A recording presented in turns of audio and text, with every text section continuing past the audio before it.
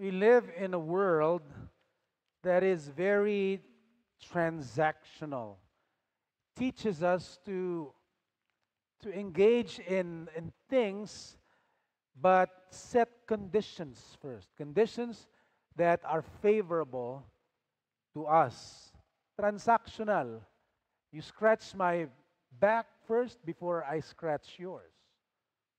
Even with Christians, we go church shopping. Parang ginagawa nating Shopee o Lazada yung pamimili natin ng simbahan, no? Ano ba yung, saan ba ako mabibless?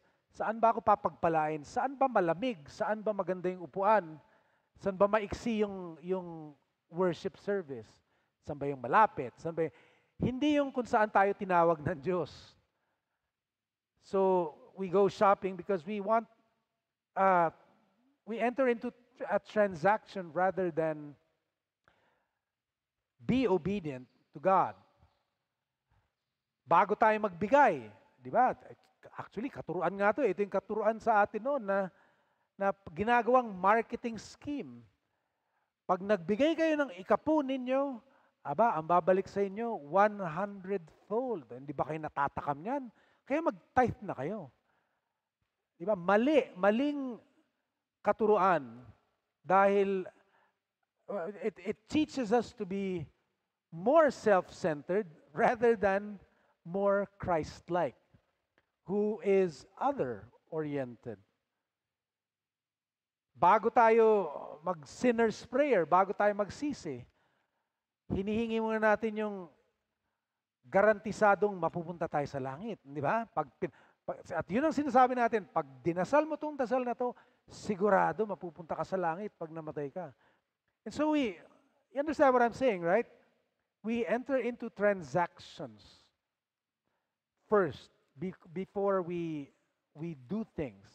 Gusto natin garantisado munang merong magandang makukuha tayo sa isang bagay na gagawin natin. At nakikita rin natin yan, no, in our choice of spouses. Lalo na yung mga kabataan, no, ang mga lalaki, ang gusto nila naligawan ay yung maganda.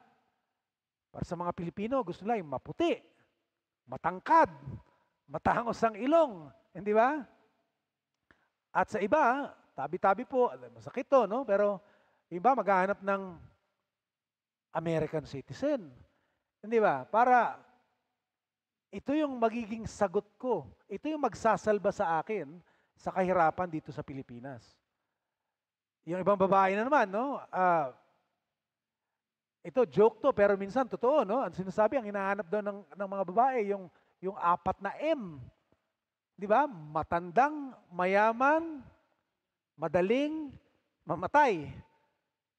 Bakit? Kasi ano yung makukuha ko? Sige, magtitiis na ako. Kahit mabaho itong magiging asawa ko, no? Kahit ganito na yan, ganyan na yan, no? Pero pagkatapos ng siguro ilang taon lang, mamanahin ko lahat yung yaman niya. Why? Because we don't love others, we love ourselves. That's what the world teaches us. Make sure that you are taken care of. Take care of number 1 first. And which is number 1? Who's number 1? Me. Sabi nga rin sa atin, diba?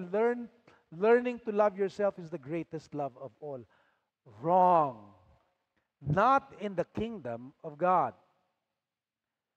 I've told this story before, but when I was like 5, 6, 7 years old, I remember before going to church, I was already dressed I was in my parents' room and they were getting ready, they're getting dressed so that we could go to church. So we were talking and they asked me, what do you want to be when you're grown up? And then sinabi ko, ano bang trabaho ang may pinakamalaking sweldo?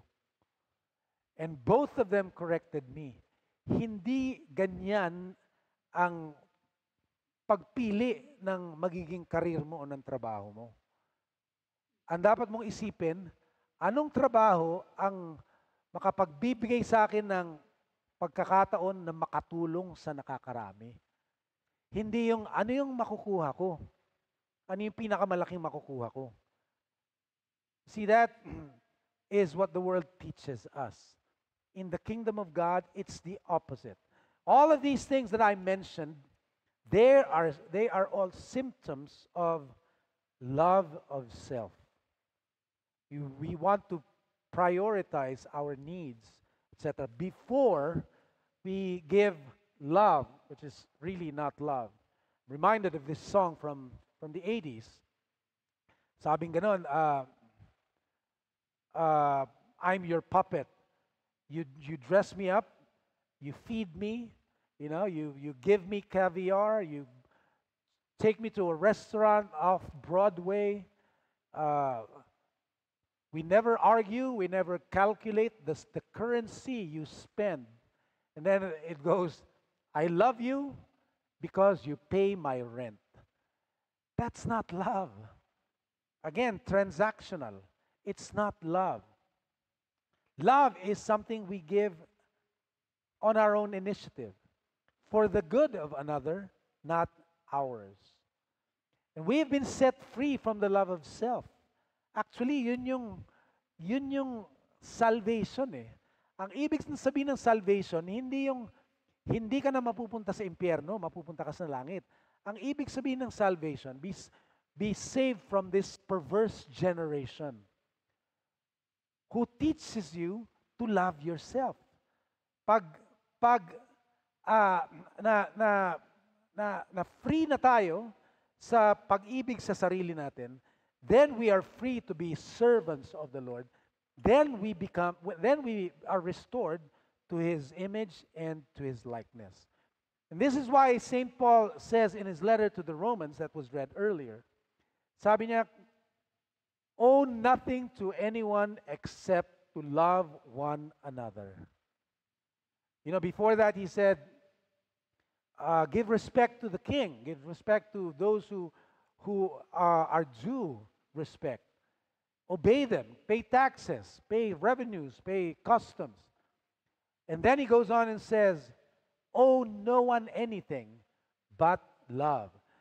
So we are to consider ourselves in debt to others, but in debt of love.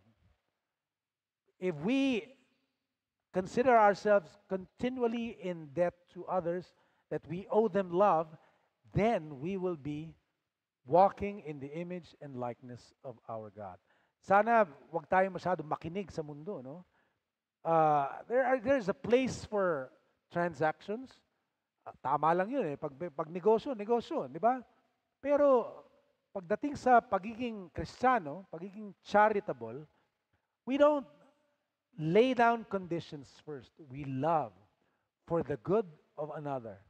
And many times, to my own hurt, requiring a sacrifice for me. So baliktad. May we heed what the Spirit is saying, owe no one anything but to love them. Because that's the way it is in the kingdom of our God.